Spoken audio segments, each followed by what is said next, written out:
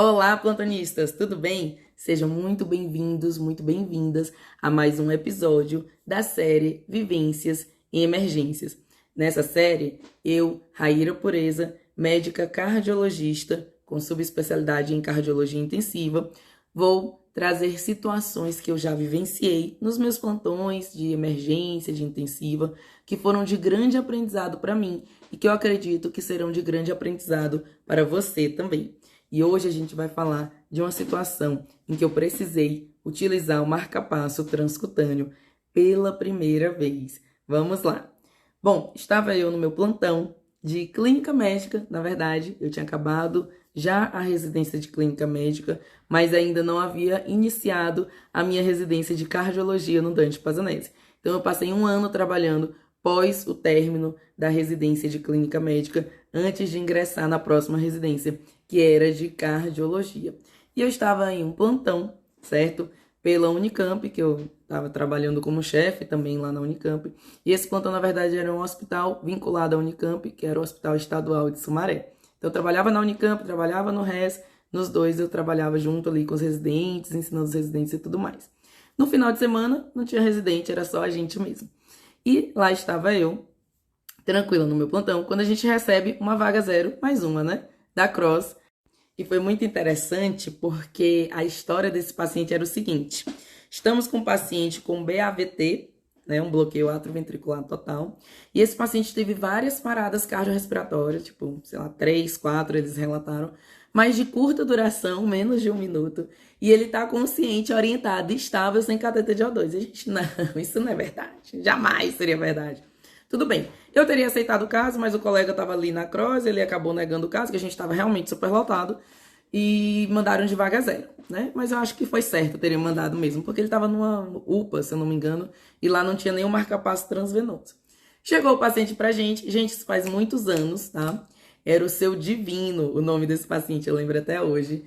E eu fui lá e pra já encurtar, né, e fazer as coisas mais rápido, eu já chamei a esposa dele, vem cá, já vou conversar com a senhora e com ele ao mesmo tempo. E eu, vamos lá, Seu Divino, o que aconteceu? O que você tá sentindo o quê? Tem tontura nos últimos dias, desmaio, o que é? Ele começou a me contar a história dele, eu já fui fazendo anamnese ali, junto com o exame físico, já falando já com a familiar também, para já dar o feedback ali para ela, para resolver tudo ao mesmo tempo, né? E realmente estava lotado o hospital, então eu estava tentando ser um pouco ágil. E aí o paciente parou de responder, de repente.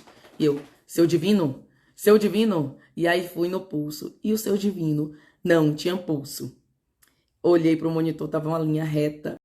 O Seu Divino já estava monitorizado. Estava em sala de emergência, com monitor cardíaco, oximetria de pulso, PA. Realmente estava estável quando eu cheguei lá para conversar com ele, né? Mas, enquanto eu conversava, entretida, olhando para ele, ele parou de responder. E aí, eu palpei o pulso, olhei para o monitor e ele estava em uma linha reta, que claramente não vai ter pulso. E aí, eu pedi para, né, não tinha nenhum cabo desconectado, nada disso, pedi para a familiar aguardar lá na porta. Eu, senhora, vem aqui comigo, por favor, para a porta. Eu estava sozinha na sala de emergência, não tinha ninguém. Então, eu tinha que pedir ajuda, né? Então, senhora, vem aqui, vem aqui. E chamei ela para a porta. E aí, disse, gente, PCR, vem, tô precisando de ajuda. E fui lá e comecei a reanimar o Seu Divino. Então, eu comecei as compressões torácicas. Gente, eu fiz compressões torácicas. Ele realmente estava parado, porque alguém acordado não aguenta compressão torácica. E aí, eu fiz as compressões de 30 segundos, mais ou menos, depois 20 segundos, talvez. Ele voltou tirando a minha mão. Minha mão aqui, ele voltou tirando minha mão. Ele, ô, doutora, o que aconteceu? E eu, Seu Divino, o senhor tá bem? Ele, tô tudo bem, doutor. E aí, voltou a ter ritmo, voltou a ter saturação, porque a saturação acaba, né? Não tem pulso, não tem nada. Então, você perde a curva de oxímetro. Voltou a ter curva no oxímetro, voltou a ter o traçado eletrocardiográfico, batendo ali seus 32, 34, em BAVT. E ele acordadinho. E ele, oi, doutor. Eu, meu Deus, Seu Divino. Meu Deus do céu, Seu Divino parou e voltou aqui. E eu disse, nossa, o senhor tá bem? Tá sentindo alguma coisa? Ele, não, eu tô bem. Eu disse, ai, que o senhor desmaiou agora, né? Aí ele falou, não, doutora, eu tava dormindo só. Aí eu, ali naquela situação, aí chegou todo mundo. Eu, não, ele já voltou. E todo mundo olhou assim, nossa, voltou e tá conversando, sem cateter, sem nada, estável. Já tava medindo uma PA boa. E aí tudo bem, eu disse, bom, já que ele voltou, vamos passar o marca-passo transvenoso direto, né? Que ele tá estável aí, mas pega aí já, ó, deixa o transcutâneo no jeito. e vamos passar esse transvenoso. Eu olhei, fiquei meio desconfiada, o pessoal foi pegar o transcutâneo. O transvenoso já tava ali porque eu já tinha pedido mesmo. E aí, gente, eu fui começar a passar o marca-passo transvenoso, que foi um erro. Eu tinha que ter colocado primeiro o transcutâneo para garantir, porque esse paciente tinha acabado de ter esse evento super grave.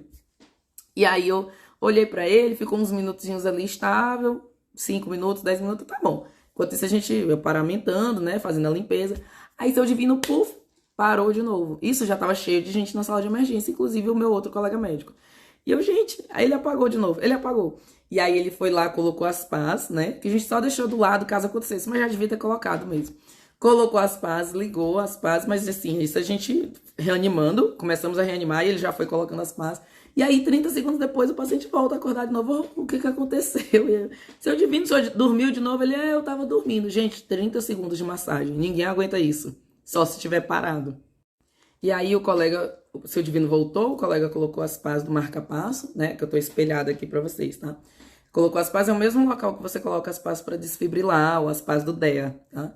E aí a gente ligou o marca-passo e aí ele começou, né? E pra funcionar, porque ele tava ali batendo seus 30, ele voltava estável, mas batendo seus 30. E aí pra começar a funcionar, a gente teve que subir muito a corrente, né? A gente colocou pra uma frequência de 60, 70, mas teve que subir muito a corrente. E aí ele começou a pular muito. E eu lá paramentada, né? Já tinha feito antisepsia aqui e tudo mais, esperando, né? Tudo dar certo pra eu passar no marca-passo. E ele pulando, a gente teve que fazer sedação, né? E analgesia, não foi suficiente. Ele continuava com incômodo e ele era obeso, então precisou de uma carga alta para conseguir realmente ter captura elétrica e mecânica. E aí a gente teve que sedar cada vez mais, tá? E aí ele rebaixou, teve queda de língua, foi começar a ambuzar, mesmo assim desaturou, aí teve que entubar. Aí o colega veio entubar, só que o colega tentou entubar e não conseguiu. Aí tentou uma vez, duas, 3, aí eu disse, não, deixa eu tentar. Eu tava toda paramentada, não queria ter, né? Por isso que a gente pediu pra ele tentar. Mas como ele não conseguiu, eu fui lá, consegui entubar, voltei, fiz toda a minha paramentação de novo. E aí passei o marca-passo transvenoso nele.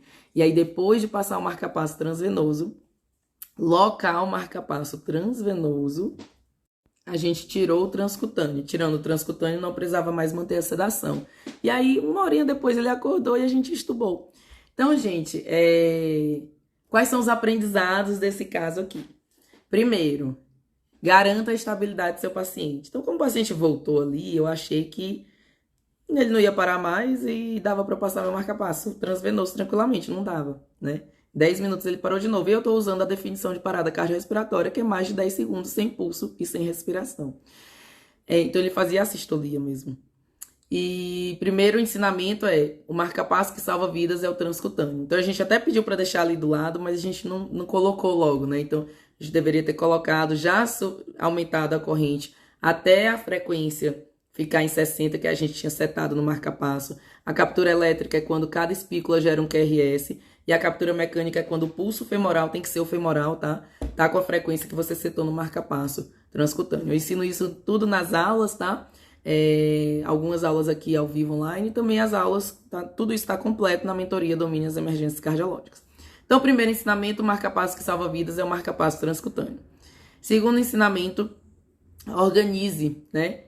E faça a sequência do seu procedimento. Então, assim, talvez com o marca-passo transcutâneo antes, a gente conseguisse, talvez tivesse conseguido ir mais com calma na sedação e talvez não tivesse chegado a entubar. E quando a gente realmente foi colocar, né, o que aconteceu, o marca-passo transcutâneo, tava naquela correria, com medo dele parar de novo, então ceda aí para ele poder aguentar, talvez, né, tivesse ido com mais calma, não sei.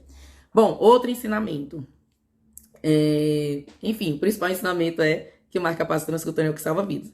Mas outros ensinamentos. Raíra, qual sedação eu uso, em que dose, tudo isso eu detalho na mentoria. Eu preciso sempre entubar um paciente com marca-passo transcutâneo? Não, não precisa. Às vezes, depende da corrente. Se a corrente for se com uma corrente mais baixa, você conseguir realmente fazer o paciente ter pulso na frequência que você colocou no marca-passo, então, às vezes, aquela sedação é bem mais leve. Mas esse paciente precisou de uma corrente bem alta. Chega, ele pulava. Então, ele precisou de uma sedação mais forte e acabou tendo queda de língua e a gente teve que entubar. Mas isso é exceção, tá, gente? Em geral, não precisa entubar. Até porque o marca-passo transcutâneo é uma coisa muito provisória. Eu coloco o marca-passo transcutâneo e em seguida eu já tô passando o transvenoso. certo? Então é uma sedação só para ele aguentar o tempo que eu passo transvenoso. Passei o transvenoso, loquei. Aí quando eu passo transvenoso, eu deixo numa frequência mais alta do que a que eu deixei o transcutâneo para eu saber que eu loquei, né? Então o transcutâneo tá 60, eu passo o transvenoso em 80, por exemplo. Loucou o transvenoso, fez os testes, tira o transcutâneo. Aí fica só com o transvenoso e não precisa mais sedação e analgesia. Então, isso de sedar e intubar é exceção. Geralmente é uma sedação mais leve e você já resolve ali o caso.